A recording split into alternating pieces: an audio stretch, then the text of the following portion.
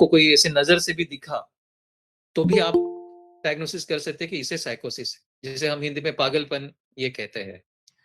तो ग्रॉसली साइकोसिस उनके बिहेवियर से, उनके बोलने से डायग्नोस हो जाता है, परंतु कभी-कभी वो लोग पूरी तरह से हमें नॉर्मल लग सकते हैं, लेकिन जब आप उनके साथ बोलते हैं, तो उनकी थिंकिंग उस बोलने के मार्फत बाहर आती है और वो थिंकिंग में कभी-कभी हमें डेल्यूशंस दिखने लगते हैं, भ्रम दिखने लगता है, फ़ॉल्स बिलीफ दिखने लगते हैं, तब भी हम साइकोसिस डायग्नोस कर सकते हैं। पर most of the time observation से, सुनने से, देखने से ही साइकोसिस डायग्नोस हो जाता है। इसको हम और डिटेल में देखेंगे। Next slide please. First slide. तो डिटेल में जाने के पहले ये फर्स्ट स्लाइड मैंने किया है और पूरा का पूरा जो प्रेजेंटेशन है वो इसी स्लाइड के इर्द-गिर्द ही है और यही बहुत ही प्रैक्टिकल चीज़ इस स्लाइड में आपके दिया है। तो एक तो प्रोबेबल आइसोलेटेड डायग्नोसिस, जो भी आप आईएचएमएस में डायग्नोसिस कर रहे हैं समझो साइकोसिस के, कैसे करना है हम डिटेल में देखेंगे। पहले हम इस ओरिएंटेशन ले लेते हैं। तो जब भी आप डायग्नोसिस करेंगे, आप वहाँ हमेशा वर्ड यूज़ कीजिए प्रोबेबल। शायद डायग्नोसिस के पहले प्रोबेबल डायग्नोसिस ऐसा ही वर्ड होगा और फिर आप आईसीडी-10 डालते हैं तो लिस्ट आती है। अगर वहाँ प्रोबेबल ये वर्ड नहीं है तो आपके पर्सनल नोट्स में उसको प्रोबेबल डायग्नोसिस ऐसे करके वहाँ लिख दीजिए, कोई प्रॉब्लम नहीं है। आपका डायग्नोसिस गलत भी होता है तो भी कोई प्रॉब्लम नहीं है, बिकॉज़ साइकियाट्री में डायग्नोसिस हमेशा बदलते हैं। इवन साइकियाट्रिस्ट जो फर्स्ट डायग्नोसिस करते हैं, वो प्रोबेबल डायग्नोसिस ही रहता है। इवन साइकियाट्रिस्ट अगर प्रिस्क्राइब कर रहा है ओपीडी बेसिस पर, वो हमेशा प्रोबेबल डायग्नोसिस होता है। अगर सर्टिफिकेशन के लिए वगैरह कुछ डायग्नोसिस माँगा जाता है, तो साइकियाट्रिस्ट अगेन उस पेशेंट को बुलाता है, भले ही पेशेंट स्टेबल हो, देन पेशेंट को एडमिट करता है। वो एटलीस्ट 72 आवर्स टू 21 डेज तक है उसका एडमिशन होता है, ऑब्जर्वेशंस होता है, साइकोलॉजिकल टेस्ट होता है, तब जाके कहीं फाइनल डायग्नोसिस होता है। So don't worry, you can write always as probable diagnosis. Okay, तो परंतु आप अगर साइकेट्री के पेशेंट को डायग्नोसिस कर रहे हैं, तो भले ही आपके पास मेडिसिन नहीं है, एटलीस्ट ये अपेक्षाएं हैं कि आप आईएचएमएस में डायग्नोसिस डालें, सो दैट हमें हमारा जो बर्डन है वो दिखे और हम उस तरह से एडमिनिस्ट्रेशन को इंटरवेंशन के लिए हम उनसे साइकोट्रोपिक मेडिसिन वगैरह मांग सकते हैं। तो इसमें साइकोसिस में दो प्रकार के डायग्नोसिस ही हम एज अ मेडिकल ऑफिसर कर सकते हैं आराम से। जो भी ये रेफरेंसेस ये स्लाइड्स है वो क्लिनिकल प्रिस्क्राइबर जो नीमास बेंगलोर ने बनाई है वहां से है। तो क्रोनिक साइकोसिस, अगर आप देख रहे हैं कि जो साइकोटिक फीचर्स है वो क्रोनिक है, क्रोनिक यानी more than 6 month, simple formula, और एक्यूट यानी लेस देन 6 मंथ। ये खास मेडिकल ऑफिसर्स के लिए ये बनाया गया है। तो क्रोनिक यानी क्या कि अगर उसका पागलपन मोर देन 6 मंथ है, साइकोसिस मोर देन 6 मंथ है, तो वो क्रोनिक हो गया। अभी क्रोनिक डिजीजेस में सिजोफ्रेनिया आता है, डेल्यूशनल डिसऑर्डर आता है, ऐसे और कई डिसऑर्डर्स आ सकते हैं। परंतु most of the time it's schizophrenia and you can write EF20 diagnosis there. Okay, so साइकोसिस का पेशेंट है, मोर देन 6 मंथ है, तो बस आपका डायग्नोसिस में EF20 आना चाहिए। तो साइकोसिस के सिम्टम हम आगे देखेंगे, थोड़ा सा विस्तार से देखेंगे, पर हमें अभी इसी स्लाइड पर फोकस होते हैं, which is the main slide. Then acute, मैंने कहा कि अगर 6 महीने से कम अगर है तो एक्यूट। ये ब्रीफ साइकोटिक एपिसोड होते हैं, इसको रिकरेंट ब्रीफ साइकोटिक एपिसोड भी कहा जाता है। आईसीडी-10 में इसे acute and transient psychotic disorders कहा जाता है। हमारे ट्राइबल पॉपुलेशन में ये ज्यादा दिखता है, acute and transient psychotic disorder. यानी सिजोफ्रेनिया में, schizophrenia is a chronic disabling disease, वो कहीं जिंदगी में पूरी तरह से अच्छी नहीं होती है, वहाँ कुछ ना कुछ डेफिसिट होता है। मेडिसिन भी आप ले रहे हैं तो भी कुछ ना कुछ वहाँ डेफिसिट रहेगा। 100% वो बेसलाइन नॉर्मल लाइफ ऐसा नहीं होता है, कुछ ना कुछ डेफिसिट होता है, परंतु वो अच्छी जिंदगी जी सकता है मेडिसिन के भरोसे। एक्यूट जो साइकोसिस होते हैं, acute and transient psychotic disorder, वहाँ वो 100% क्योर हो सकता है, बेसलाइन छू सकता है। जैसे एक पेशेंट, आपके ट्राइबल पेशेंट आई, उसको आपने ट्रीट किया, ट्रीट करने के बाद में पेशेंट अच्छी हुई, उसको ट्रीट होने के बाद में भी कुछ मंथ तक आपने दवाई दी, कैसे देना है मैं अभी आपको बताऊंगा ही, और पेशेंट को फिर दवाई टैपर ऑफ करके बंद कर दी। पेशेंट काफी समय तक अच्छी लाइफ जी सकता है, रिकरेंसेस होने की संभावना होगी, परंतु 2 एपिसोड के बीच में वो 100% वो नॉर्मल लाइफ जीता है। तो हमारे ट्राइबल पॉपुलेशन में acute and transient psychotic disorder होता है, तो F23। तो आपको ज़्यादा दिमाग लगाने की ज़रूरत नहीं है, बस F20 और F23 ये दोनों ही डायग्नोसिस आपको याद रखने हैं। अगर 6 महीने से कम है तो F23 डाल दीजिए प्रोबेबल डायग्नोसिस, 6 महीने से ज़्यादा साइकोसिस के सिम्पटम्स है, F20 डाल दीजिए। ओके? देन हम आते हैं प्रिस्क्रिप्शन के लिए। रेस्पिरिडोन और ओलांजेपिन ये 2 प्रिस्क्रिप्शन ड्रग्स पीएससी पर अवेलेबल होने चाहिए, ऐसे डिस्ट्रिक्ट मेंटल हेल्थ प्रोग्राम के गाइडलाइन के हिसाब से है और आने वाले समय में शायद ये होंगे। रेस्पिरिडोन ये एंटीसाइकोटिक है, ओलांजेपिन ये एंटीसाइकोटिक है और इन्हें अटिपिकल एंटीसाइकोटिक कहा जाता है। और ये जो अटिपिकल एंटीसाइकोटिक है, जो पुराने जो एंटीसाइकोटिक थे, हैलोपेरिडोल आपने सुना होगा, ट्राइफ्लोपिराज़िन आपने सुना होगा। ये जो सिरेनस ये नाम से आपने सुना होगा, सिरेनस ये ब्रांड नेम है हैलोपेरिडोल का। तो ये जो एंटीसाइकोटिक है, ये टिपिकल एंटीसाइकोटिक है, बहुत अच्छा एंटीसाइकोटिक है, परंतु उसके साइड इफेक्ट्स भी है। एक्स्ट्रा पिरामिडल सिंड्रोम के ऊपर उसके ज़्यादा साइड इफेक्ट्स होते हैं। परंतु ये जो अटिपिकल एंटीसाइकोटिक है, इसको न्यूरो एंटीसाइकोटिक भी बोलते हैं, रिस्पिरिडोन और ओलांजेपिन।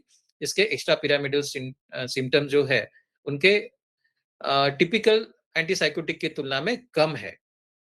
और ये जो एटिपिकल एंटीसाइकोटिक होते हैं, ये डोपामाइन ब्लॉकेट करते हैं और साथ में सेरोटोनिन रिसेप्टर 5 हाइड्रोक्सी ट्रिप्टोमाइन इसके ऊपर भी वो काम करते हैं।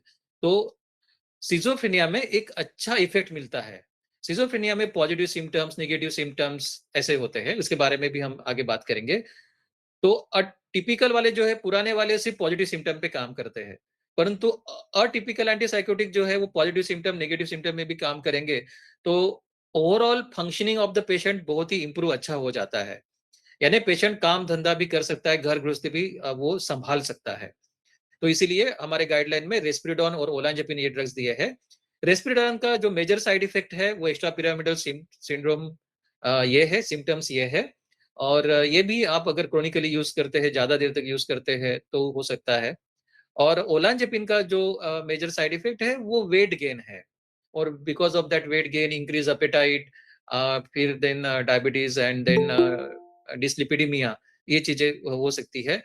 परंतु घबराने की कोई ज़रूरत नहीं है, आपको सबको पता है हर चीज़ का साइड इफेक्ट्स होता है, जो कॉमन साइड इफेक्ट्स है हमें पता होनी चाहिए और आप ये बिंदास दे सकते हैं, जो साइड इफेक्ट्स है वो भी मैनेजेबल है, वो भी आप पीएससी पे मैनेज कर सकते हैं, उसके बारे में भी हम बात करेंगे। सो रिस्पिरिडोन एंड ओलांजेपिन रेस्पिरिडोन का डोज क्या है 2 मिलीग्राम और वो ये रात को देना है। ओलांजेपिन का डोज क्या है 5 मिलीग्राम ये भी रात को देना है। बिकॉज़ रात देने में बहुत ही आसानी है। दूसरी बात हमारा ट्राइबल पॉपुलेशन है, हमारा कंपनी वर्कर का पॉपुलेशन है, वो बेचारे दिन भर काम करते हैं, तो बेहतर है कि हम उन्हें मेडिसिन सिर्फ़ रात को दें, it will work.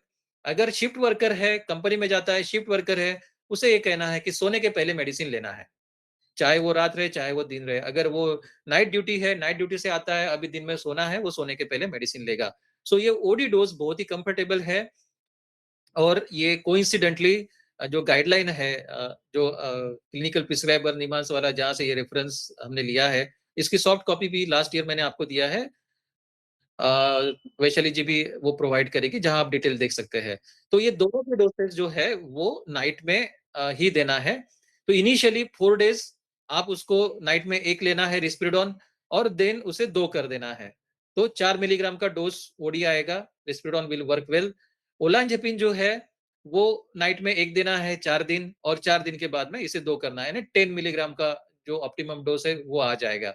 So रिस्पिरिडोन 4 milligram or olanzapine 10 milligram total will be effective dose but start with the lower doses यानी रेस्पिरिडोन आप 2 मिलीग्राम से स्टार्ट कर रहे हैं 4 दिन के बाद में 4 मिलीग्राम कर रहे हैं ओलांजेपिन 5 मिलीग्राम से स्टार्ट कर रहे हैं और 4 दिन के बाद में 10 मिलीग्राम कर रहे हैं और ये और है दोनों में से एक यूज करना है अक्सर मैं जो यूज करता हूँ रेस्पिरिडोन का एक साइड इफेक्ट है वो है हाइपरप्रोलैक्टिनेमिया तो जो रिप्रोडक्टिव एज की लेडीज है उनको ये देना टालिए जो मेनोपॉज के लेडीज है उनको ये देना टालिए it's a good drug for elderly में भी आप दे सकते हैं पर ये गर्ल्स में पर्टिकुलरली रिप्रोडक्टिव एज की गर्ल्स और मेनोपॉज इसमें आप टालिए otherwise it's a very good drug olanzapine it's a good drug for this young adolescent लोग अगर है तो ओलांजेपिन दे सकते हैं परंतु अगर middle aged and weight gain वाले पहले से ही ओबेस लोग अगर आपको दिखते हैं, तो उसको टालिए बिकॉज़ जैसे मैंने कहा उसका साइड इफ़ेक्ट वेट गेन है। तो रिस्पेरिडोन का जो मेजर साइड इफ़ेक्ट है, वो एक्स्ट्रा पिरामिडल सिम्पटम्स आ सकते हैं। कैसे मैं आगे बताऊँगा स्टिफनेस जैसा हो जाता है, रिजिडिटी आ जाती है और ये हाइपरप्रोलैक्टिनेमिया है। ओलांज़ेपिन का है वो वेट गेन ये साइड इफ़ेक्ट है। ओके, तो हमने ये प्रिस्क्राइब कर दिया, फ़ॉलो-अप कैसे करना है? तो फर्स्ट फ़ॉलो-अप जो है, वो 2 वीक्स में ले लेना है। फर्स्ट फ़ॉलो-अप में डोंट एक्सपेक्ट कि मेडिसिन काम कर रही है कि नहीं कर रही है। परंतु आप फर्स्ट फ़ॉलो-अप का आपका ये रहना चाहिए कि इसको कोई साइड इफ़ेक्ट्स आ रहे हैं कि नहीं। वैसे 2 वीक्स में यानी 15 दिन में मेडिसिन का असर थोड़ा बहुत दिखना शुरू हो जाता है, पर 1 मंथ में तो बहुत अच्छे से दिखता है। देन सेकंड फ़ॉलो-अप आप कर सकते हैं 1 मंथ में। यानी पहले 15 दिन किया, 15 दिन के बाद में किया, फिर 15 दिन के बाद में जो 1 मंथ कंप्लीट होगा, तब किया। यानी सेकंड फ़ॉलो-अप डेढ़ महीने के आस-पास आएगा, है ना? तो उस समय में आप एक्सपेक्ट कीजिए कि आपका मेडिसिन काम कर रहा है कि नहीं, to assess the effect. Okay? एक बात ध्यान में रखिए, आप treatment most of the time जो देते हैं, उसका असर तुरंत होता है। एंटीबायोटिक भी मोस्ट ऑफ द टाइम जल्दी 1-2 दिन में ही काम करना शुरू कर देते हैं, उसका असर दिखने लगता है। आपका पेन किलर्स के असर जल्दी होते हैं, एंटी एलर्जी का असर जल्दी आपको दिखता है। परंतु एंटीसाइकोटिक का आपको ऑनसेट ऑफ एक्शन 2 वीक्स के बाद में, टू 1 मंथ के बाद में ही दिखता है।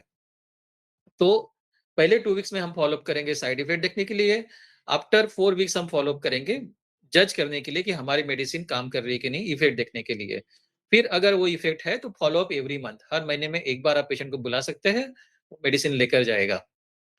देन आप मेडिसिन ये फ़ॉलो अप के लिए आपने एडवाइस दिया, साथ में आपको एडवाइस कुछ पेशेंट को बताने हैं कि उनको समझाना है कि देखो, ये जो दवाइयाँ हैं, ये इसका असर आपको दिखने के लिए 2 से 3 हफ्ते लगते हैं। बिकॉज़ उनको आदत पड़ गई है कि दवा लिया तो उनको आराम होना चाहिए। तो वो क्या करते हैं, वो 1 हफ्ता दवाई लेंगे, 10 दिन दवाई लेंगे और उनको लगता है कि कोई फ़ायदा नहीं हो रहा है, तो वो दवाई बंद कर देते हैं, है ना? लेकिन वो दवाई काम करती है, हमें थोड़ा-सा पेशेंस रखना पड़ता है। तो उनको समझाना पड़ेगा पहली विज़िट में कि उसका आपको दवाई का असर आपको दिखेगा 2 से 3 वीक में। फुल एक्शन आपको दिखेगी पूरे 1 महीना होने के बाद में, 1 से डेढ़ महीने में उसके फुल एक्शन दिखना शुरू होगा। और आपको जब आप अच्छा हो जाए, तो बहुत बार पेशेंट बंद कर देते हैं दवाइयाँ, है ना? अपने आप ही बंद कर देते हैं, वो नहीं आते हैं। आपने भी देखा होगा, आपने सर्दी-खाँसी की दवाई दिया है, सर्दी-खाँसी उसकी चली गई, वो फिर से वापस नहीं आता है। बताने तो नहीं आता है कि मुझे मेरी सर्दी-खाँसी चली गई या फिर मैं कोर्स क्या करूँ आगे का, ये वो बताने नहीं आता है। वैसे ही साइकियाट्री में जैसे ही वो अच्छा फ़ील करेगा, रिलेटिव ही उसकी दवा बंद कर देते हैं। तो उनको समझाना पड़ेगा कि दवा बंद होने के बाद भी आपको ट्रीटमेंट अगले 6 से 9 महीने तक लेनी है। भले ही ये एक्यूट साइकोसिस है, हमने 2 प्रकार के साइकोसिस देखे थे, क्रोनिक साइकोसिस एंड एक्यूट साइकोसिस। तो एक्यूट साइकोसिस में symptom less than 1 month less than 6 month रहते हैं। पेशेंट को आपने ट्रीटमेंट दिया, पेशेंट समझो डेढ़ महीने में अच्छा हो गया, तो उसके बावजूद भी पेशेंट को ये आपको पहली विजिट में बताना है, अच्छा होने के बाद में भी आपको 6 महीने तो दवा लेना ही है। 6 से 9 महीने दवा लेना है, उसके बाद में हम धीरे-धीरे कम करेंगे, टैपर ऑफ करेंगे। हम स्लोली राइज़ करेंगे, 6 महीने तक कंटिन्यू रखेंगे, फिर हम टैपर ऑफ करेंगे। स्लोली हम कम करके बंद करेंगे।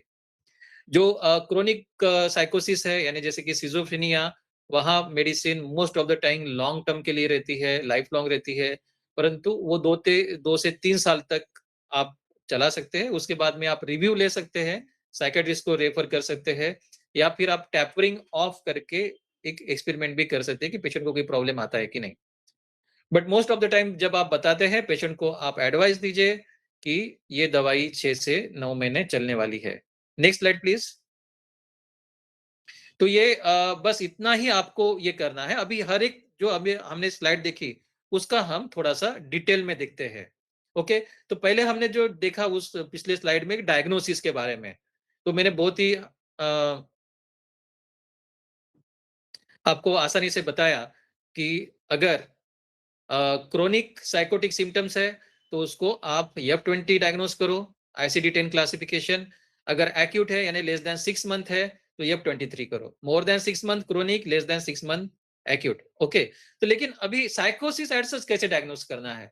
बहुत ही आसान है, बहुत बार आप आराम से डायग्नोसिस कर सकते हैं। साइकोसिस यानी जो पेशेंट्स अ जिसमें डिसऑर्गेनाइज्ड बिहेवियर है, जिसमें डिसऑर्गेनाइज्ड स्पीच है, जो हमें अपने आँखों से दिखती है, वो साइकोसिस है। इसमें कोई भी प्रॉब्लम नहीं है। डिसऑर्गेनाइज्ड बिहेवियर आप देखते हैं कि वो एजिटेशन, वायलेंस जैसा वायलेंट, एग्रेसिव रहता है, बेचैन रहता है, बिज़ार बिहेवियर करता है, एब्नॉर्मल बिहेवियर करता है। डिसऑर्गेनाइज्ड स्पीच यानी आप बोलते ही कुछ है, वो आंसर कुछ देता है, यानी इर्रेलेवेंट बोलता है, या फिर कुछ लोग सही बोलते हैं, लेकिन बोलते-बोलते कहीं और भटक जाते हैं। तो जिसको हम डिरेलमेंट बोलते हैं, जैसे रेलवे की गाड़ी है वो ऐसे सीधे जानी चाहिए, लेकिन वो अपना रेलवे ट्रैक छोड़ के दूसरी तरफ ही डिरेल हो गई। वैसे उनके इसमें रहता है, कोहेरेंस नहीं रहता है उनके बोलने में। सो ये आसानी से आप डायग्नोस कर सकते हैं डिसऑर्गेनाइज्ड बिहेवियर और disorganised speech. Most of the time हमें देख के ही ये पता चलता है। कुछ चीजें जो है उनके साथ बोलने पे आपको पता चलेगी। जैसे हैलुसिनेशंस। हैलुसिनेशंस आप सबको पता है कि वो चीजें होना जो अस्तित्व में नहीं है, हमारे रियल वर्ल्ड में वो चीजें नहीं है। तो ये हमारे साइकोलॉजी के परसेप्शन का एक पार्ट होता है कि उनको जो आवाजें अस्तित्व में नहीं है वो आवाजें आने लगती है, उनको जो नहीं है वो दिखाई देने लगता है। फिर उनके साथ वो बात भी करते हैं। जो लोग आपने देखे होंगे सेल्फ मटरिंग करते हैं। एक तो वो खुद के साथ बातें करते रहते हैं, या फिर उनके कान में आवाज़ें आ रही है या फिर कुछ दिखाई दे रहा है, उनके साथ वो जो परसेप्टिव फिगर्स है, उनके साथ वो बातें करते रहते हैं। बहुत बार पेशेंट्स को आपको बहुत बार नहीं, बहुत कम बार डिसऑर्गेनाइज़ स्पीच नहीं है, सही से बात कर रहा है, सही से बिहेव भी कर रहा है, परंतु जब आप उनके साथ बातें करते हो तब पता चलता है कि इसको कुछ न कुछ भ्रम है, जिसको हम डेल्यूशन बोलते हैं। तो डेल्यूशन यानी क्या है? डेल्यूशन यानी एक फर्म ऐसा बिलीफ, अनशेकेबल बिलीफ, और वो रियलिटी से परे है, फॉल्स है। सबको पता है कि जैसे एक पेशेंट है, वो बोल रहा है कि जो लोग मोबाइल के तरंग भेजते रहते हैं और मेरे दिमाग से विचार निकालते हैं, है ना? वो बिज़ार काइंड ऑफ ये थिंकिंग है, राइट? तो बिज़ार काइंड ऑफ ये बिलीफ है, तो इसे हम डेल्यूशंस कहेंगे, right? So most of the times ये डायग्नोसिस जब हम पेशेंट के साथ बात करते हैं और थोड़ा-सा टाइम स्पेंड करते हैं तो हो जाता है। इसमें कुछ नेगेटिव सिम्पटम भी दिखते हैं। कुछ पेशेंट को आपको डिसऑर्गेनाइज्ड बिहेवियर नहीं दिखेगा, डिसऑर्गेनाइज्ड स्पीच नहीं दिखेगी। आप हैलुसिनेशंस हो रहे हैं कि नहीं, ये हमें आपको पता नहीं चलेगा। वो बोल नहीं रहा है तो आपको डेल्यूशन नहीं पता चलेगा। परंतु वो बिल्कुल चुपचाप बैठे रहते हैं, चेहरे पे कोई भी तरह से एक्सप्रेशन नहीं रहते हैं और अपने आप की तरफ ध्यान नहीं देते हैं, पुअर सेल्फ हाइजीन रखते हैं, किसी के साथ बात नहीं करते, सोशल विथड्रॉवल उनका रहता है, काम पर नहीं जाते हैं, ऐसे ही पड़े रहते हैं, खाना दिया तो खा रहे हैं, नहीं खाया तो नहीं खा, ऐसे ही कपड़े पहन के रह रहे हैं, बिल्कुल बात नहीं कर रहे हैं। ये इसको कहते हैं नेगेटिव सिम्पटम्स। अभी तक जो देखे थे वो थे पॉजिटिव सिम्पटम्स, इसे कहते हैं नेगेटिव सिम्पटम। तो इनको भी साइकोसिस हो सकता है और आप एंटीसाइकोटिक इनको शुरू कर सकते हैं। है ना? अगर इसमें डायग्नोसिस आ रहा है, सिर्फ नेगेटिव सिम्पटम्स है, आपको डायग्नोसिस आ रहा है, तो आप डायग्नोसिस के लिए टेलेमानस को आप रेफर कीजिए, जहाँ मैं देख सकता हूँ। सिम्पटम्स को डिस्कस कर सकते हैं मेरे साथ, या फिर आप जो आपके नज़दीकी साइकियाट्रिस्ट है, वहाँ भेज सकते हैं। तो बहुत ही आसान है साइकोसिस का डायग्नोसिस करना। जिसको आप आपके शब्दों में पागल बोलते हैं, वो यानी साइकोसिस है। यानी डिसऑर्गेनाइज्ड स्पीच है, डिसऑर्गेनाइज्ड बिहेवियर है। वो बताता है कि उसको कानों में आवाज़ें आती है, दिखता है। उसके बोलने से लगता है कि इसको बहुत बड़ा भ्रम हो चुका है, फ़ॉल्स बिलीफ है इसके दिमाग में, या फिर वो अकेला रहता है, चेहरे पे बिल्कुल भी कोई एक्सप्रेशन नहीं है, अपनी पुअर हाइजीन मेंटेन रख रहा है, कहीं काम-धाम कुछ नहीं कर रहा है, तो ये सिज़ोफ्रेनिया हो सकता है। और ये एक्सक्यूज बस मी सर, आपको नंबर ध्यान में रखने हैं, F20, F23। हाँ, यस मैडम। ये नेगेटिव सिम्टम्स में डिप्रेशन भी तो हो सकता है, like all these are fitting in. Yes, very good आपका क्वेश्चन है। जैसे मैंने कहा, डिप्रेशन ये मूड डिसऑर्डर है और टोटली इसका सिम्पटम है वो अलग है। टोटली इसका डायग्नोसिस उसका जो पैथोलॉजी वो अलग है, उसका ट्रीटमेंट अलग है और साइकोसिस का अलग है, तो ये कन्फ्यूजन बिल्कुल यहाँ हो सकता है। कैसे डायग्नोस करना है? डिप्रेशन का जो पेशेंट रहेगा, वो सैड रहेगा, परंतु उसके चेहरे पर आपको वो सैडनेस दिखेगा या फिर वेयरिंग, जिसको हम अफेक्ट बोलते हैं, expression of emotion is the affect, जो आपके ओठों से दिखता है, ओवरऑल चेहरे से दिखता है, वहां वो वेरिएशन, रेंज ऑफ इमोशंस वो आपको दिखेगी, वो बरकरार रहेगी। वो पेशेंट रियलिटी में रहेगा, यानी डिप्रेशन का पेशेंट को पता है कि मेरी रियलिटी क्या है, मेरे आजू-बाजू में कौन है, कौन-सा समय है, क्या है, और वो खुद बताएगा कि मुझे काम करने की इच्छा नहीं हो रही है, मुझे वो खुद परेशान रहेगा और वो चाहेगा कि मुझे इस परेशानी से बाहर आना है। वो खुद उस सैडनेस की वजह से वो सफ़र कर रहा है। जबकि सिज़ोफ्रेनिया में अगर नेगेटिव सिम्पटम है, प्रीडोमिनेंट रहता है कभी-कभी कि जिसमें आपको पॉजिटिव सिम्पटम दिखते ही नहीं है, डिसऑर्गनाइज़ स्पीच वगैरह दिखते नहीं है, वो सोशली विथड्रॉन रहता है। उसके चेहरे पर कोई भी affect, expression of emotion, range of emotion नहीं दिखेगा। ब्लंट, ये जो वर्ड है ब्लंट, वो ब्लंट इमोशन दिखेंगे और वो खुद होके तो एक्सप्रेस करेगा ही नहीं कि मुझे ये प्रॉब्लम है, मैं इससे बाहर आना चाहता हूँ, ऐसा उसको इनसाइट जिसको बोलते हैं, वो नहीं रहेगा। डिप्रेशन का पेशेंट कुछ भी रहे तो भी वो समाज में किसी के सामने जाएगा, वो अपना हाइजीन तो मेंटेन रखेगा, कम से कम वो अच्छे कपड़े तो पहनेगा, कपड़े पहन के तो रहेगा। ये जो पेशेंट है सिज़ोफ्रेनिया का नेगेटिव सिम्पटम वाला, इसको कपड़ों की बेसुध रहेगी, पुअर हाइजीन मेंटेन रखेगा, राइट? और अगर कन्फ्यूजन है, तो ज़रूर आप टेलेमानस को कॉल कीजिए या फिर आप पेशेंट को रेफर भी कर सकते हैं। परंतु मोस्ट ऑफ द केसेस में हमें पॉजिटिव सिम्पटम यानी डिसऑर्गेनाइज्ड स्पीच, डिसऑर्गेनाइज्ड बिहेवियर और डेलूशंस, हैलुसिनेशंस, इससे हम डायग्नोस कर सकते हैं। Next slide please. Thank you, sir. अभी साइकियाट्रिस्ट को कब रेफर करना है? नेक्स्ट स्लाइड वैशाली जी। आपने पेशेंट को देखा, आपने डायग्नोसिस किया, अरे हाँ, इसको तो क्रोनिक साइकोसिस यानी सिज़ोफ्रेनिया है, एक्यूट साइकोसिस यानी एक्यूट ट्रांस साइकोटिक डिसऑर्डर है, तो ये एफ20, एफ23 ऐसा उसका डायग्नोसिस है। तो आप अपना डायग्नोसिस आईएचएमएस में डालिए, लेकिन आपको पेशेंट ऐसे हालत में मिल सकता है, लोग आपकी तरफ ला सकते हैं या फिर गाँव में आपको मिल सकता है, जहाँ आपको श्योर शॉट रेफर करना ही करना है। जैसे इमरजेंसी में, इमरजेंसी कौन-सी आ सकती है ऐसे पेशेंट पेशेंट में? एक तो वो वायलेंट है, इसलिए वो पकड़ के आपके पास लेके आ रहे हैं पेशेंट। वायलेंस, एग्रेशन, दूसरे के जान को खतरा या फिर पेशेंट के खुद के जान को खतरा, ये इमरजेंसी है। और इमरजेंसी हमेशा साइकियाट्रिस्ट ने ही हैंडल करनी चाहिए। ये बात आप ध्यान में रखिए, राइट?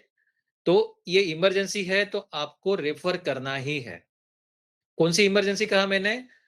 खुद के जान को खतरा या फिर दूसरे के जान को खतरा यानी वायलेंट पेशेंट। लेकिन कभी-कभी सिज़ोफ्रेनिया के पेशेंट सुसाइडल भी रहते हैं। उनको कानों में आवाज़ आती है, उसको बोलते हैं कमांडिंग हैलुसिनेशंस, और वो बोलते हैं कि इससे उधर से कूद जा। वो बोलते हैं कि चाकू ले खुद को मार, राइट? ये कमांडिंग हैलुसिनेशन होमिसाइडल भी रह सकते हैं, दूसरे को भी मार ऐसा भी वो बोल सकते हैं, जो आवाज़ें उनको आती है। या फिर खुद को मार ऐसा भी हो सकता है, तो सुसाइडल भी हो सकता है। तो सुसाइड, होमिसाइड, एग्रेशन यानी होमिसाइड ही समझ लीजिए। तो ये दोनों पेशेंट इमरजेंसी में आप आए, इमरजेंसी में ये रहेंगे, या फिर कुछ ड्रग्स दिया है और वो एंटीसाइकोटिक ड्रग्स पे है और उसका साइड इफेक्ट हो गया। एक न्यूरोलेप्टिक मैलिग्नेंट सिंड्रोम करके होता है, एनएमएस, इसको आप ध्यान में रखिए इस वर्ड को। न्यूरोलेप्टिक मैलिग्नेंट सिंड्रोम, वो भी एक प्रकार इमरजेंसी है, जहाँ एंटीसाइकोटिक मेडिसिन के, और बिल्कुल मत घबराइए, जो दवाइयाँ दिया है उस डोसेज में तो नहीं होता है, लेकिन हाई डोसेज दिया गया है, काफ़ी लंबे समय तक दिया गया है और पेशेंट की सेंसिटिविटी है, तो पेशेंट को ये होता है। और इसमें पेशेंट को हाई ग्रेड फीवर आता है, पूरी बॉडी स्टिफ हो जाती है, आप इतनी ज़बरदस्त रिजिडिटी होती है कि आप हैंड जो फ्लेक्स्ड पोस्चर है उसको हिला भी नहीं सकते हैं। सीपीके, क्रिएटिन फॉस्फोकाइनेज, ये एंजाइम वहाँ रेज़ होता है because of the muscular damage. तो वो एनएमएस, न्यूरोलेप्टिक मैलिग्नेंट सिंड्रोम होता है। तो इमरजेंसी में अगर पेशेंट बहुत ही एग्रेसिव है, पेशेंट सुसाइडल है या फिर बहुत जबरदस्त साइड इफेक्ट हो चुका है, ऐसे पेशेंट में न्यूरोलेप्टिक मैलाग्नियन सिंड्रोम जैसे ऐसे पेशेंट को आपको एज़ अ इमरजेंसी कंसीडर करना है, वो आपको हैंडल करनी नहीं है, आपको तुरंत साइकियाट्रिस्ट के पास भेजना ही है। तो आप कहाँ भेज सकते हैं, कैसे भेज सकते हैं? पहली बात, अगर पेशेंट रिलेटिव से मैनेजेबल है, 108 को बुलाइए और उनको लेके जाइए। 108 का ये फर्ज है कि साइकियाट्रिक इमरजेंसी पेशेंट को लेके जाना, इस बारे में बात भी हो चुकी है, दे कांट डिनाय। लेकिन रिलेटिव्स उनको संभाल रहे हैं तो। दूसरा, अगर रिलेटिव से पेशेंट संभला नहीं जा रहा है और 108 बोल रहे हैं कि हाँ, हम तो गाड़ी भेजेंगे परंतु हम उसको नहीं संभाल सकते हैं, हमारा स्टाफ ट्रेन नहीं है, तो ऐसे केसेस में मेंटल हेल्थ केयर एक्ट 2016 ये एक्ट बोलता है कि ये पुलिस की जिम्मेवारी है। आप पुलिस को इन्फॉर्म कर सकते हैं, विदाउट एनीथिंग पुलिस जो है वो पेशेंट को एस्कॉर्ट करेंगे, 108 के साथ भी जा सकते हैं या फिर खुद की गाड़ी में भी लेके जा सकते हैं टू द कैजुअलिटी, वहां तक। इसके बारे में गवर्नमेंट ऑफ इंडिया की गाइडलाइन भी आ रही है, परंतु एक्ट में ये मेंशन है और मैंने 2025 में ऑल हमारे यूनियन टेरिटरी के पुलिस पर्सनल का ट्रेनिंग मैंने इस बारे में लिया है। और जब आप पुलिस पर्सनल के साथ बात करेंगे, पेशेंट ऐसे पागल जैसा घूम रहा है और एकदम एग्रेसिव है और आप इन्फॉर्म कर रहे हैं कि पुलिस को उसने एस्कॉर्ट करना चाहिए, 108 के साथ कैजुअल्टी में लेके जाना चाहिए। जब आप बात कर रहे हैं, तो पीएसआई, पीआई के लेवल पर बात कीजिए बिकॉज़ उनकी ट्रेनिंग हुई है, उनको लॉ पता होता है। जो नीचे वाले होते हैं मोस्ट ऑफ द टाइम उनको लॉ पता नहीं होता है, तो बिना कारण वो आर्ग्यू करेंगे। तो ये काम पुलिस का है, लॉ ने दिया है, ये बात ध्यान में रखिए। ये काम ना ही आपका है, ना ही ये साइकियाट्रिस्ट का है, ये काम पुलिस का है। तो 108 की आप हेल्प ले सकते हैं रिलेटिव के साथ। अगर रिलेटिव से भी वो मैनेज नहीं हो रहा है पेशेंट, तो आप पुलिस की हेल्प ले सकते हैं। अभी आपने पेशेंट को रेफर किया है, तो रेफर करने के बाद में उसका बराबर ट्रैक होना चाहिए कि वो वहाँ पहुँचा कि नहीं, वहाँ उसका ट्रीटमेंट हुआ, फिर डिस्चार्ज हुआ कि नहीं, फ़ॉलो-अप हुआ कि नहीं। तो इसके लिए बहुत ही आसान है कि आप टेलीमानस को कॉल कीजिए।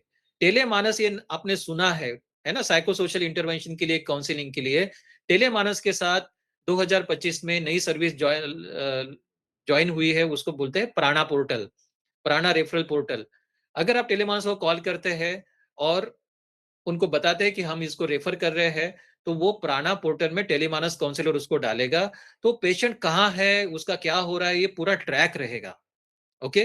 तो जब भी आप रेफर कर रहे हैं, तो टेलीमानस को भी आपके रेफरल के बाद में आप उसको फ़ोन करके बता दीजिए। तो वो पेशेंट का बराबर ट्रैक रहेगा। तो ध्यान में रखिए, कौन-कौन इसमें शामिल हो रहे हैं, 108 शामिल हो रहा है, आप पुलिस को शामिल कर सकते हैं, टेलीमानस, प्राणा पोर्टल को भी आप शामिल कर सकते हैं। ओके? कब भेजना है? जब पेशेंट सुसाइडल है, जब बहुत ही एग्रेसिव है, जब आप डायग्नोसिस नहीं कर पा रहे हैं, तो इमरजेंसी में तो नहीं भेजना है, पर आप ऐसे भी पेशेंट को रिलेटिव को बोल सकते हैं कि देखो इनको साइकियाट्रिक डिसऑर्डर लग रहा है और इसके लिए साइकियाट्रिस्ट का कंसल्टेशन की ज़रूरत है, तो आप रेफर कर दीजिए। लेकिन आपके आईएचएमएस सिस्टम में आपका प्रोबेबल डायग्नोसिस डाल दीजिए। फिर टेलीमानस को फ़ोन कर दीजिए कि हमने ये पेशेंट ऐसा-ऐसा है, हम इसको भेज रहे हैं। तो वो ट्रैक वहाँ होते जाएगा, है ना? वो नहीं भी जाता है, तो आपकी ज़िम्मेवारी वहाँ खत्म होती है। हमारे टेलीमानस काउंसलर उसको घर में फ़ोन करेंगे, उसको मोटिवेट करेंगे। वो अगर फिर भी नहीं जाता है, तो हमारे टेलीमानस काउंसलर्स आपके रिस्पेक्टिव उस एरिया के सीएचओज़ को फ़ोन करेंगे। सीएचओज़ उसके घर में जाके उसको लेके जाने की करेंगे। लेकिन आपने टेलीमानस को फ़ोन करना चाहिए जब भी आप रेफ़र कर रहे हैं, कि आपने पेशेंट को ट्रीटमेंट दिया और लेकिन उसमें कोई इम्प्रूवमेंट नहीं दिख रहा है ना? हमने देखा ना 1 मंथ के बाद में यानी 4 वीक्स के बाद में आप फ़ॉलो-अप ले रहे हैं, वहाँ आप इफेक्टिवनेस देख रहे हैं। अ, आपने ट्रीटमेंट दिया और आपको लग रहा है कि उसको साइड इफेक्ट्स हो रहे हैं, तो आप रेफर कर सकते हैं। पेशेंट ट्रीटमेंट नहीं ले रहा है रेगुलरली, पुअर कंप्लायंस है, तो डिपॉट इंजेक्शंस भी आते हैं, तो रिलेटिव को बोल के आप रेफर कर सकते हैं वहाँ। फैमिली मेंबर्स और पेशेंट वो खुद सैटिस्फाई नहीं है, वो खुद बोल रहे हैं कि सर हम डॉक्टर को दिखाना चाहते हैं, साइकियाट्रिस्ट को दिखाना चाहते हैं, तब भी आप वहाँ भेज सकते हैं। अगर आपको लगता है कि नहीं ये साइकियाट्रिक डिसऑर्डर नहीं है, कुछ ऑर्गेनिक लग रहा है, कुछ न्यूरोलॉजिकल प्रॉब्लम लग रहा है, और कुछ सेकेंडरी ये साइकोटिक फीचर्स होंगे, प्राइमरी नहीं है, ऐसा आप सस्पेक्ट कर रहे हैं, तो भी आप रेफर कर सकते हैं। Next slide please. Next slide. Prescription. हमने डायग्नोसिस देखा, क्या कैसे करना है पेशेंट का, बस एफ20 और एफ23 ध्यान में रखना है और अपने आईएचएमएस में एज़ अ प्रोबेबल डायग्नोसिस डालना है। प्रिस्क्रिप्शन में आप क्या दे सकते हैं? तो हमने जो फर्स्ट स्लाइड देखा, आप थोड़ा-सा ऐसे उसको आपके स्क्रीन को करेंगे तो आपको बड़ा हो जाएगा आपका स्क्रीन। तो वहाँ रेस्पिरेडोन हमने बात की, ओलानज़ेपिन हमने बात की, तो एक-एक के बारे में देखते हैं। तो जैसे मैंने कहा कि मैं ओलानज़ेपिन उस पेशेंट के लिए प्रेफ़र करूँगा, जो पेशेंट यंग है, एडोलेसेंट है, तो ओलानज़ेपिन। और जो ओबेस नहीं है, उनको मैं ओलानज़ेपिन दूँगा। लेडी है, रिप्रोडक्टिव एज की है या फिर मेनोपॉज़ल है तो मैं ओलानज़ेपिन दूँगा। और मैं रेस्पिरेडोन किसको दूँगा? तो रेस्पिरेडोन मैं मेल पर्सन को दे सकता हूँ। अ, और मैं लेडी में रिप्रोडक्टिव एज में और मेनोपॉज़ में मैं उसको अवॉइड करता हूँ। ओके? तो जैसे हमने देखा कि अगर हम ओलानज़ेपिन दे रहे हैं तो 5 मिलीग्राम दीजिए, रात में 1 बार दीजिए या फिर सोने के पहले उसको बोलिए 4 दिन के बाद में उसे 10 मिलीग्राम कीजिए। ओके। और इसका साइड इफेक्ट क्या हो सकता है? वेट गेन हो सकता है, इंक्रीज एपेटाइट, डायबिटीज, डिसलिपिडीमिया। अ, ये अगर क्रोनिकली पेशेंट ले रहा है तो होता है। आप अगर फर्स्ट लाइन ऑफ ट्रीटमेंट पहले यहाँ से स्टार्ट करें तो you can start from olanzapine. Don't worry, you can start from olanzapine. जब आपको ये वेट गेन के सिम्पटम दिखते हैं, तो ही आप उसको स्विच कर सकते हैं। देन सेडेशन आ सकता है, ऑर्थोस्टैटिक हाइपोटेंशन आ सकता है, जैसे पेशेंट बैठा है और सडनली उठ रहा है, सोया है और सडनली उठ रहा है, वो बोलता है चक्कर जैसा आ रहा है, ऐसा भी हो सकता है। कॉन्स्टिपेशन हो सकता है। अकैथेशिया और ट्रेमर्स हो सकते हैं। माइल्ड ट्रेमर बहुत ही कॉमन है, अगर वो डिसफंक्शनिंग नहीं कर रहे हैं, तो फिर कोई प्रॉब्लम नहीं है। पेशेंट को आप मोटिवेट कर सकते हैं कि जब आप दवाई बंद होगी, ये ट्रेमर्स भी बंद होंगे। अकैथेशिया यानी बेचैनी, एक जगह बैठने की इच्छा नहीं हो रही है, हमेशा पेशेंट चल रहा है, बैठ रहा है तो अपने पैरों को हिला रहा है, तो इसे अकैथेशिया बोलते हैं। तो ये भी साइड इफेक्ट यहाँ हो सकता है। आपको सबको पता है कि हर ड्रग्स के साइड इफेक्ट है। तो ये जो 2 एंटीसाइकोटिक ड्रग्स है, वो आप आराम से प्रिस्क्राइब कर सकते हैं एट ओपीडी लेवल, जिनका साइड इफेक्ट प्रोफाइल बाकी टिपिकल एंटीसाइकोटिक की तुलना में कम है। रेस्पिरेडोन हम 2 मिलीग्राम से शुरू करेंगे, 4 दिन के बाद में इसे 4 मिलीग्राम करेंगे, रात को करेंगे वन्स नाइट, ऐसे करेंगे। उसका साइड इफेक्ट प्रोफाइल जैसे मैंने कहा कि प्रोलैक्टिनेमिया, हाइपरप्रोलैक्टिनेमिया ऐसा है। एक्स्ट्रा पिरामिडल साइड इफेक्ट है। एक्स्ट्रा पिरामिडल साइड इफेक्ट के बारे में हम थोड़ा-सा डिटेल में देखेंगे। जो दिखने में एक्स्ट्रा पिरामिडल साइड इफेक्ट होते हैं ना, वो दिखने में थोड़ा-सा लोगों को एकदम पैनिक हो जाते हैं कि अरे! ये क्या हो गया? डॉक्टर साहब ने ये ट्रीटमेंट दिया और उसका हाथ वाकड़ा हो गया और वो चल भी नहीं पा रहा है, वो साइड इफेक्ट हो गया, साइड इफेक्ट हो गया।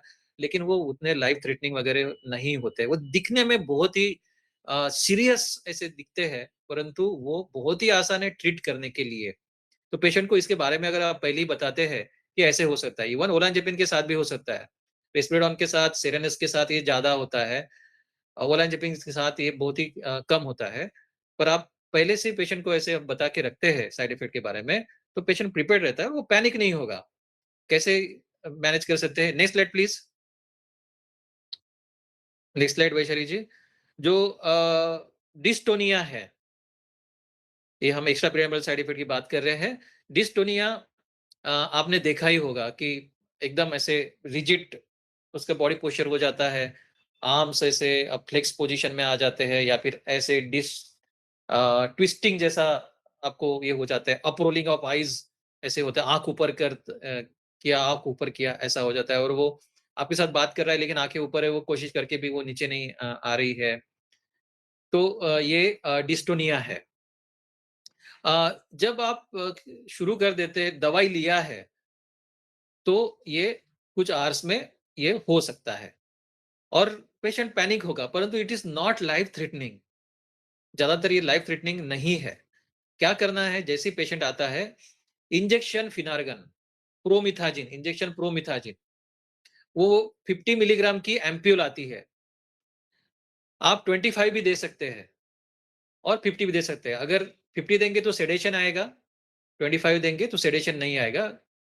तो आप 25 से स्टार्ट कीजिए। डीप इंट्रामस्कुलर आप ये फिनार्गन, इंजेक्शन फिनार्गन ये दे देना है। ये एंटीकोलिनर्जिक ड्रग है और जिस जो मस्करानिक रिसेप्टर पे काम करते हैं ब्रेन के, और ये जो डिस्टोनिया हो रहा है, इसको वो रिलीव करेगा।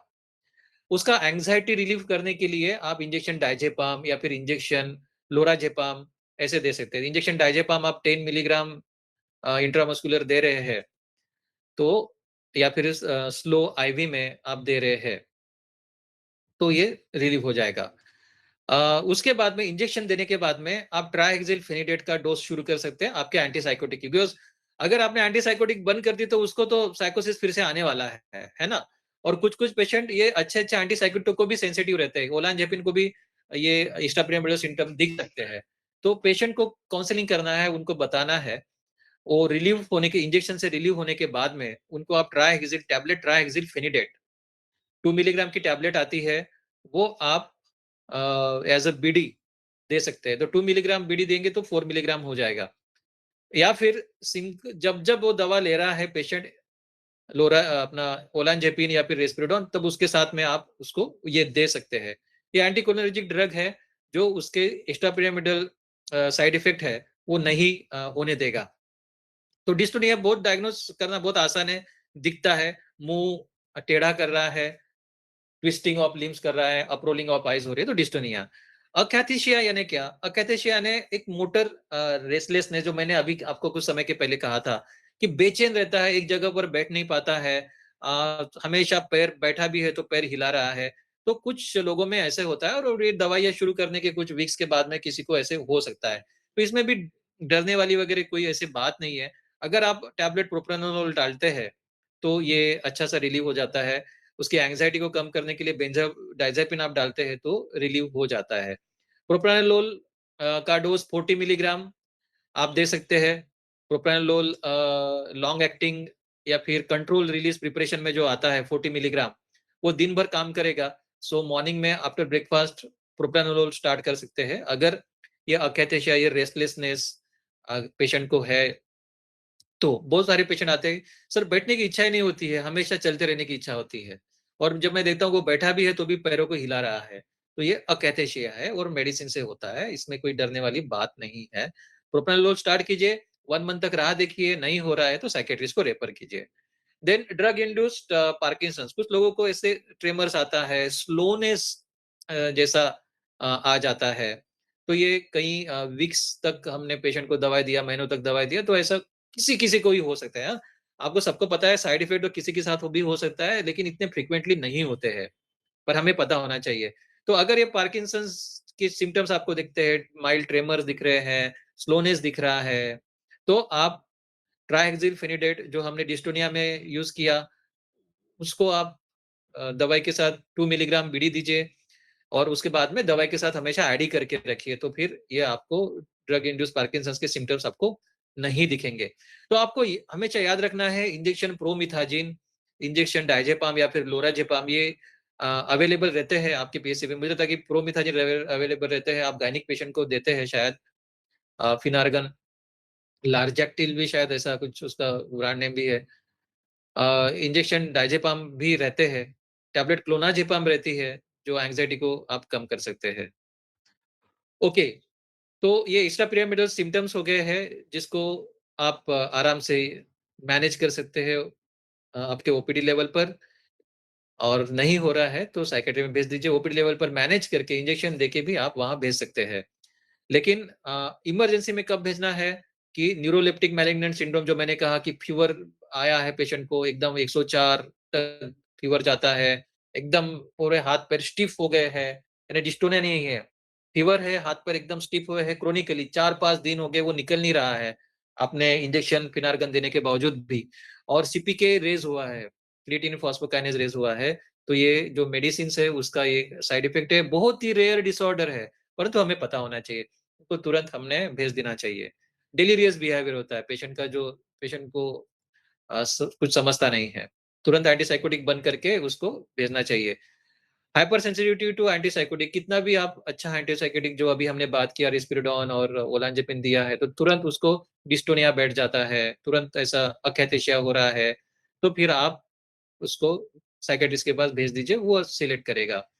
आप ट्रीटमेंट कर रहे हैं, 1 महीने के बाद में आपने फ़ॉलो-अप लिया, कोई फ़ायदा ही नहीं हो रहा है, फिर से आपने उसको ट्रीटमेंट दिया, 2 हफ्ते का दवाई दिया, उसमें भी आपको कुछ नहीं दिख रहा है, यानी 6 वीक्स तक आपने देखा कि कोई फ़ायदा ही नहीं हो रहा है, आपने जो दवाई दिया, तो ट्रीटमेंट रेजिस्टेंस ऐसे करके आप उनको भेज सकते हैं। Next slide please. फ़ॉलो-अप कैसे करना है? जैसे मैंने कहा कि पहले आप उसको पेशेंट को 2 वीक्स में फ़ॉलो-अप कीजिए, उसके साइड इफ़ेक्ट हो रहे हैं कि वो देखिए। फिर 4 वीक्स में यानी 2 वीक्स के बाद में 4 वीक्स में यानी डेढ़ महीने के बाद में टोटल वो फ़ॉलो-अप कर रहे हैं, इफ़ेक्ट हो रहा है कि नहीं वो देख रहे हैं और फिर हर महीने उसको बुला रहे हैं और उसको मेंटेनेंस डोसेज़ जो है वो दे रहे हैं और कुछ केसेज़ में आप उनको रेफ़र भी कर रहे हैं, जो हमने देखा। Next slide please. Next slide Vaishali ji. कुछ अच्छी क्लिनिकल प्रैक्टिस में आप जब फ़ॉलो-अप में एग्ज़ैक्टली क्या करेंगे? जब आप फ़ॉलो-अप करेंगे, तो आप उनका वेट चेक करेंगे, शुगर लेवल आप चेक कर सकते हैं और कोई फैमिली हिस्ट्री ऑफ डीएम है क्या वो देखेंगे। क्यों? जैसे मैंने कहा कि ओलानज़ेपिन का साइड इफ़ेक्ट है कि वेट गेन होता है। ओलानज़ेपिन का ओ है ना, वो जैसे ऐसे ओ गोल रहता है, तो वो ओबेस जैसा गोल आप इमेजिन करके समझ लीजिए ओलानज़ेपिन का साइड इफ़ेक्ट है ओबेसिटी। और रिस्पिरिडॉन का आर ऐसे रहता है, तो आपका हाथ ऐसे हो गया, आर का जो ऐसा कर्व है, ऐसे हो गया, मुड़ गया, यानी एक्स्ट्रा पिरामिडल साइड इफेक्ट होता है रेस्पिरिडॉन का। तो हर इसमें आप वो फ़ॉलो-अप में साइड इफ़ेक्ट्स देख रहे हैं। हमेशा जो आप डोज़ शुरू कर रहे हैं, वो लोअर डोज़ से शुरू कर रहे हैं और धीरे-धीरे उसको बढ़ा के मेंटेन रख रहे हैं और फिर जब बंद कर रहे हैं, तो धीरे-धीरे बंद कर रहे हैं, है ना? जैसे मैंने कहा कि आप रेस्पिरिडोन शुरू कर रहे हैं 2 मिलीग्राम, फिर 4 दिन के बाद में उसे 4 मिलीग्राम कर रहे हैं। आप ओलांज़ेपिन कर रहे हैं 5 मिलीग्राम, फिर 4 दिन के बाद में उसे 10 मिलीग्राम कर रहे हैं। अगर इसके भी आगे बढ़ाने की ज़रूरत पड़ती है, तो साइकियाट्रिस्ट को रेफर कीजिए, लेट साइकियाट्रिस्ट उसको डोसेस को इम्प्रूव करें और फिर आप अपने पीएचसी पे फिर से उसके गाँव में आप फ़ॉलो-अप फिर से कर सकते हैं। कोशिश कीजिए कि आप एक ही ड्रग दें। आप रेस्पिरोन भी दे रहे हैं, ओलांज़ेपिन भी दे रहे हैं, ऐसा मत कीजिए। आप एक ही एंटीसाइकोटिक के देखिए दीजिए, नहीं काम कर रहा है, डेढ़ महीने तक देखिए, नहीं काम कर रहा है, फिर आप रेफर कीजिए। साइड इफ़ेक्ट तो आप हर फ़ॉलो-अप में देख ही रहे हैं। जब आप स्टॉप करने जा रहे हैं मेडिसिन को, तो उसको आप टैपर ऑफ कीजिए। हर महीने में 25% आप टैपर ऑफ कर सकते हैं या फिर हर वीक में 25% एक टैपर ऑफ कर सकते हैं। तो आप उसको वीक्स और महीने भी लगा सकते हैं। मेरा यूजुअली ऐसा होता है कि I take the 1 month to taper off. लेकिन कब टैपर ऑफ करना है? देखो, acute and transient psychiatric disorder है, यानी एक्यूट साइकोसिस है, रिकरेंट साइकोसिस है, आते रहते हैं अपने ट्राइबल पॉपुलेशन में, जो मैंने देखा एफ23 ये डायग्नोसिस है। तो ऐसे केसेस में उसका अच्छा सुधार दिखने के बाद में, वो अच्छा होने के बाद में आगे के 6 महीने आपको मेंटेनेंस ट्रीटमेंट तो शुरू रखना ही है। 6 से 9 महीने तक और 6 से 9 महीने के बाद में आप धीरे-धीरे उसको टैपर ऑफ करेंगे, है ना? हर वीक में थोड़ा-थोड़ा, थोड़ा-थोड़ा टैपर ऑफ करके 1 महीने के दौरान आप उसको निकाल सकते हैं। लेकिन अगर क्रोनिक साइकोसिस है यानी सिज़ोफ्रेनिया है, मोर दैन सिम्पटम जो है मोर दैन 6 मंथ है, आपने सिज़ोफ्रेनिया ये डायग्नोस किया है और उसको आपने ओलांज़ेपिन या फिर रिस्पेराडोन शुरू किया है, तो वो इम्प्रूव होने के बाद में 2 साल तक आप उसको कंटिन्यूअस वो मेडिसिन देना ही है। अगर 6 महीने उसके ऑलरेडी बीत चुके हैं, तो ये जो सिम्पटम्स है, ये सालों-साल रहने वाला है। तो 2 साल तक आप उसको कंटिन्यू रख सकते हैं और 2 साल के बाद में फिर आप एक ट्रायल ले सकते हैं, टैपर ऑफ ट्रायल। नहीं तो फिर साइकियाट्रिस्ट को भेजिए, उनका ओपिनियन लीजिए, वो क्या बोलते हैं, उस हिसाब से आप मेडिसिन फिर फ़ॉलो-अप में कंटिन्यू रख सकते हैं। Next slide please. जैसे हमने वो फर्स्ट स्लाइड थी वहाँ एडवाइस भी आपको देना है। क्या एडवाइस देना है कि उसको बताना है कि ये जो एक्शन है मैंने अभी डिस्कस किया था कि 2 हफ्ते के बाद ही आपको एक्शन दिखना शुरू हो जाएगा। आपको पूरी तरह से अच्छा लगना शुरू हो जाएगा 4 हफ्ते के बाद में, 4 से 6 हफ्ते के बीच में और अच्छा होने के बाद में भी हम अपनी दवाइयों को 6 से 9 महीने तक कंटिन्यू करने वाले हैं। ये उनको बताइए जिससे वो प्रिपेयर्ड रहेंगे। तो जिससे वो कंप्लायंस अच्छा रहेगा, वो जल्दी दवाइयों को छोड़ेंगे नहीं क्योंकि वो 2 हफ्ते हुए नहीं और 4-5 दिन में वो अरे फ़ायदा नहीं हो रहा है करके दवाई को बंद कर रहे हैं, ऐसा नहीं होगा। और ये जो इलनेस है, दवाई के कंप्लायंस के बारे में टेलीमानस हमेशा आपकी सेवा में हाज़िर है। टेलीमानस को फ़ोन लगाइए, पेशेंट को बोलिए कि टेलेमानस को फ़ोन दे, तो टेलेमानस उसके इलनेसेस को, अगर जैसे ये साइकोसिस है, तो साइकोसिस के बारे में उसके फैमिली को, पेशेंट को साइको एजुकेट कर सकते हैं, कैसे दवाई लेना है, दवाई का समय क्या रहना चाहिए, साइड इफ़ेक्ट्स कौन से अलार्मिंग है, कब डॉक्टर के पास जाना चाहिए। अगर कोई इश्यूज़ है, क्योंकि जिसको साइकियाट्रिक डिसऑर्डर होता है तो घर में तो इश्यूज़ चलते ही रहते हैं, तो उस बारे में भी वो काउंसलिंग कर सकते हैं। जो साइको सोशल इंटरवेंशंस है, वो ज़रूरी है। अगर घर में कोई प्रॉब्लम्स है बिकॉज़ ऑफ द इलनेस, वो भी टेलेमानस हैंडल कर सकता है। और साथ में अगर आपको ये पेशेंट को रेफर करना है और आप रेफर कर रहे हैं, एज़ अ इमरजेंसी भी आप रेफर कर रहे हैं 108 पुलिस का सहारा लेके, तो भी आप टेलेमानस को कॉल करके बताइए, वो उस सिस्टम में आएगा। या फिर आप ओपीडी बेसिस पे रेफर कर रहे हैं रिलेटिव को बोल के कि साइकियाट्रिस्ट के पास आपको दिखाना है, तो भी टेलेमानस को कॉल करके बताइए कि ये पेशेंट्स है, तो टेलेमानस उस पेशेंट के साथ उसी समय में आपके सामने ही रिलेटिव या फिर पेशेंट को फ़ोन दीजिए, टेलेमानस से बात करने को बोलिए, तो वो सिस्टम में आ जाएगा, वो पेशेंट मिस नहीं होगा। आपकी वहाँ जवाबदारी खत्म हो जाएगी। वो लेकिन जो पूरा ट्रैक करना है, वो पेशेंट को फ़ॉलो अप करना है कि वो वहाँ तक पहुँचा कि नहीं, वो पहुँचने के बाद में दवा ले रहा है कि नहीं, ये सब टेलेमानस करेंगे। आपका काफ़ी सारा काम टेलेमानस कम करेंगे। तो जब भी आप पेशेंट को एडवाइस दे रहे हैं, तो दवाइयों के बारे में बताइए कि 2-3 वीक में शुरू होगा, आपको 4 से 6 वीक तक एक्शन दिखना शुरू हो जाएगा। देन आपको 6 से 9 महीना तो वो दवाई लेना है और उसके बाकी के जो काउंसलिंग वाला पार्ट है, टेलेमानस को आप रेफर करो। Next slide please. तो फिर से हम पहली स्लाइड पे ही आते हैं, जो हमारी पहली स्लाइड थी और यही स्लाइड बहुत ही इम्पोर्टेंट है, इसलिए स्लाइड का आप स्क्रीनशॉट ले लीजिए या फिर ये प्रेजेंटेशन आपके पास रहेगा, ये अपने पास रखिए कि कोई भी साइकोसिस का पेशेंट है, उसका डायग्नोसिस या तो YF23 है, अगर वो 6 महीने से कम है सिम्पटम्स, या फिर YF20 है, वो 6 महीने से ज़्यादा है। प्रिस्क्रिप्शन में आपको 2 ही ड्रग ध्यान में रखना है, रिस्पेरिडोन या फिर ओलांजेपिन, जो आपके पीएचसी पे अवेलेबल रहेंगे और according to the ministry guideline, और आराम से आप प्रिस्क्राइब कर सकते हैं। रिस्पेरिडोन 2 मिलीग्राम रात में 1 बार या फिर सोने के टाइम, 4 दिन के बाद में 2 टैबलेट। ओलांजेपिन 5 मिलीग्राम रात में 1 बार, सोने के समय 4 दिन के बाद में 2 कर सकते हैं। ओलांजेपिन का साइड इफ़ेक्ट ओ का ओ ध्यान में रखिए, ओबेसिटी, उसका भूख बढ़ेगा, वज़न बढ़ेगा, डायबिटीज़ हो सकता है, डिस्लिपिडेमिया ये हो सकता है। रिस्पेराडोन का साइड इफ़ेक्ट, रिस्पेरा आर आर का ऐसा कर्व हो रहा है, तो वैसे ही स्टिफनिंग ऑफ द लिम्ब्स होना, यानी extra pyramidal side effect. Extra pyramidal side effect में आप क्या मैनेज करना है, इंजेक्शन फिनार्गन, बेंजोडाइज़ेपिन, उसके एंग्ज़ायटी कम करने के लिए, इंजेक्शन फिनार्गन एंटीकोलिनर्जिक इफ़ेक्ट लाने के लिए, और जब इंजेक्शन देने के बाद में टैबलेट ट्राइहेक्सिफेनिडेट, पैसिटेन नाम से वो आती है, ट्राइहेक्सिफेनिडेट, ये भी आपके इसमें आ जाएगा ड्रग्स में। एंटीकोलिनर्जिक मस्करेनिक न्यूरोट्रांसमीटर पे ये काम करेगा, ये एंटीकोलिनर्जिक है। कोलिनर्जिक मस्करेनिक न्यूरोट्रांसमीटर पे ये काम करेगा, एसिटिलकोलिन पे काम करेगा। तो ट्राइहेक्सिफेनिडेट 2 मिलीग्राम दिन में 2 बार आप दे सकते हैं, या फिर एक साथ जब आप एंटीसाइकोटिक ले रहे हैं, उसके साथ दे सकते हैं। फ़ॉलो-अप कब करना है? पहला फ़ॉलो-अप आप 2 वीक्स के बाद में करेंगे, जहाँ आप साइड इफ़ेक्ट प्रोफ़ाइल देखेंगे। दूसरा फ़ॉलो-अप आप 4 वीक्स के बाद में करेंगे, जहाँ आप इफ़ेक्ट हो रहा है कि नहीं, वो देखेंगे, उसके अनुसार आप रेफ़र करेंगे। जब आप रेफ़र करेंगे, तो टेलेमानस को भी आप कॉल करेंगे। इमरजेंसी के लिए, जहाँ मैंने कहा कि इमरजेंसी वैसे देखा जाए तो 2 ही प्रकार की, पर तीसरा ड्रग साइड इफ़ेक्ट कौन-सी 2 प्रकार की है? पेशेंट वायलेंट है, एग्रेसिव है, उसके खुद की जान को खतरा है, दूसरे की जान को खतरा है। अगर पेशेंट सुसाइडल है, और तीसरा न्यूरोलेप्टिक मैलिग्नेंट सिंड्रोम, जहाँ बहुत ही रेयर डिसऑर्डर है, जहाँ एंटीसाइकोटिक की वजह से पूरे डिस्टोनिया बैठा रहता है और वो निकलता नहीं है कई हफ्तों तक।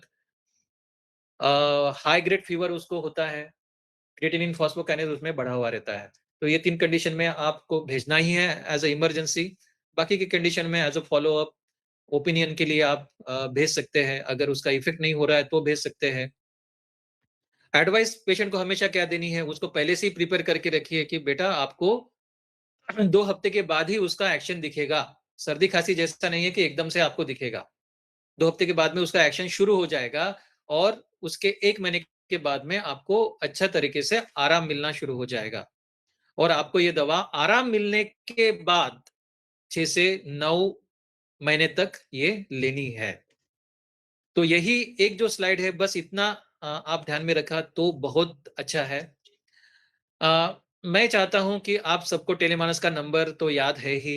आप टेलीमानस का ऐप भी अपने मोबाइल पर डाउनलोड करके रखें।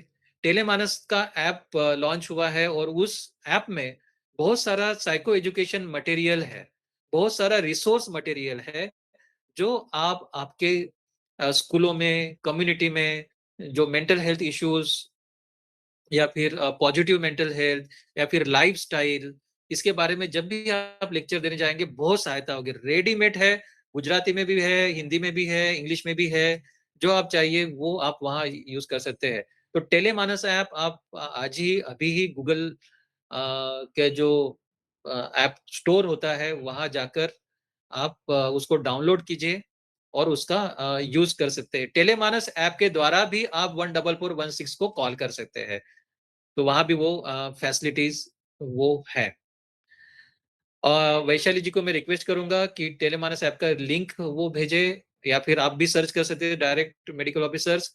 ये जो सीएसपी है क्लिनिकल प्रिस्क्राइबर जहाँ से ये सारा लेक्चर मैंने अरेंज किया और बहुत सारा मैंने मॉडिफाई भी किया है अपने अ, यूनियन टेरिटरी के हिसाब से। उसका कॉपी भी भेजें मैं और वैशाली जी ये जो प्रेजेंटेशन है उसका भी भेजें। जैसे मैंने कहा था कि इफेक्टिवनेस मैटर करता है, वो फीडबैक मेडिकल ऑफिसर्स यानी आप लोगों से भी आया और वो मिनिस्ट्री से भी आया है, तो इस वजह से वो पोस्ट टेस्ट रखा गया है। बहुत ही आसान है वो पोस्ट टेस्ट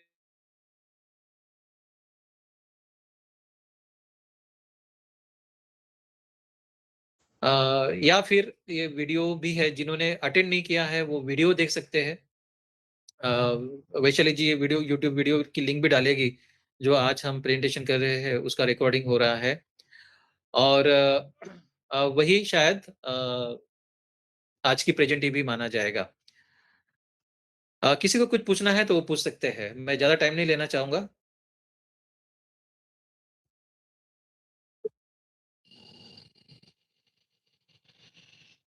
ओके।